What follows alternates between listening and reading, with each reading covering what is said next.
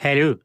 দীর্ঘদিন মার্কেটিং জগতে কাজ করার সুবাদে এই একমাত্র খাবার যার সাথে আমার খুব ভালো একটা সম্পর্ক তৈরি হয়েছে।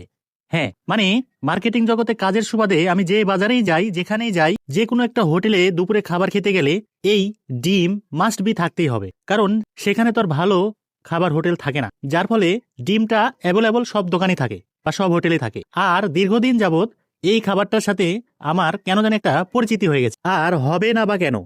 কম বাজেটের মধ্যে সেরা একটা খাবার, আর সবচাইতে বড় কথা হচ্ছে দুপুরের খাবারটা একটু কম বাজেটের মধ্যেই আমাদের সম্পূর্ণ করতে হয়, কারণ প্রতিদিন দুপুরের খাবারটা বাইরে খেতে হয়, এর জন্য খুব একটা বেশি খরচা করতে পারি না। তো এই ছিল আজকে আমার দুপুরের খাবার।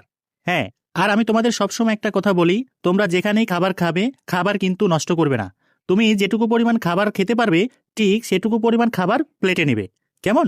তাহলে দেখা হচ্ছে পরবর্তী কোনো ভিডিওতে।